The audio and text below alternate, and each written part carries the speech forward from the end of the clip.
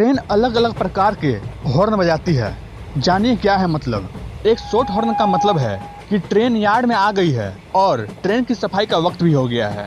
2 short horn का मतलब है कि ट्रेन चलने के लिए तैयार है। 3 शॉर्ट हॉर्न का मतलब है कि लोको पायलट का इंजन से कंट्रोल खत्म हो गया है। 4 छोटे हॉर्न का मतलब है कि ट्रेन में तकनीकी दिक्कत आ गई है। 2 छोटे और 1 लंबा हॉर्न, इसका मतलब किसी यात्री ने चेन पुलिंग कर दी है।